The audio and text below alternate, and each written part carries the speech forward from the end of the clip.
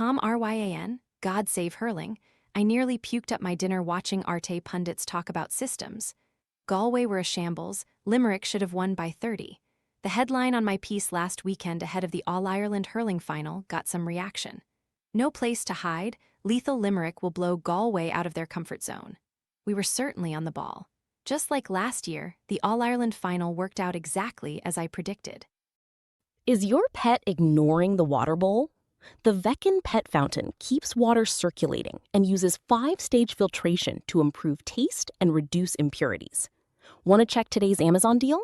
Scan the QR code now or visit grabdeal.us/5 before it's gone. Limerick celebrate their no-contest All-Ireland hurling final win over Galway in Croke Park. They are a great team and raised their game to match a great occasion. As regards hurling itself, it opens up a serious debate as to what direction the game goes. The days since have given me a great opportunity to think and to size up the whole situation. Regarding our pre-match comments, I won't go further down the road of "I told you so." We've taken the bit between our teeth and taken on issues and predictions and proven to be right, but that's part of what we do. As it stands, I'm on the injury list and waiting to have this hip operation. Things being looked after for me on the farm.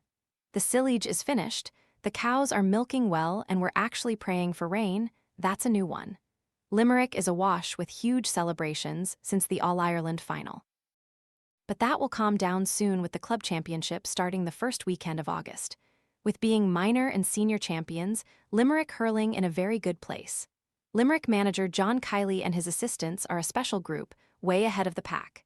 John Kiley and his senior management team are something else.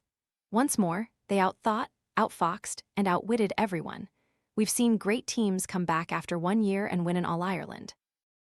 To come back after 2 years of defeats and put on an exhibition like that in the final is special. Their structure and infrastructure around this group is impregnable. The support and the money that's being put into it. What I would like to do is compliment the Galway supporters. It's a tough place to be in Croke Park and be beaten. I was there hoping for a Limerick win in 94 v Offaly and 96 v Wexford. At least the Galway people turned out in numbers to welcome their team home. That's a big contrast to Cork last year, who cancelled any homecoming. I was talking a family who spent €1,200 on tickets. They had been at all the matches all year, and that was their expenditure on tickets alone. But the Galway team has to go back to the drawing board. I'm going to blame the coaching and management of the team. I had 20 questions from the county board on my desk the day following the All-Ireland in 1996. I'm not saying that should be the same thing for Galway management and their system. Jason Rabbit is a talented hurler, but what was being asked of him by Galway was ridiculous. I watched all the preliminaries on Arte and the discussion of how Galway set up. How I didn't get sick and see it reappear back up after listening to some of what was being said. You had Cyril Farrell and Shane Dowling talking about the Galway system. More of the same from Donal Og Cusack and Joe Canning. I couldn't believe when I saw the setup that Galway employed to try and beat Limerick. Sure, it was all one-way traffic, right from the very start when Limerick carved out 2 goal opportunities for Gearid Hegarty. Someone said after the match that they had no plan B, putting a young fella 19 years of age up against one of the best backlines ever. Jason Rabbit is a fine young hurler, but he was the only forward. In fact, the only Galway player to score from play in the entire first half. The family that paid €1,200 for their family to go to Croke Park. Surely they were entitled to a better show. Galway boss Michial Donoghue and his management team have lots of questions to answer.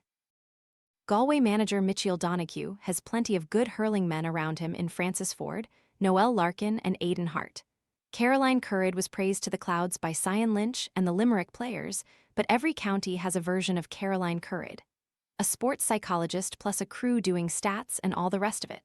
That's forgotten when a team is beaten and they all vanish into the mist.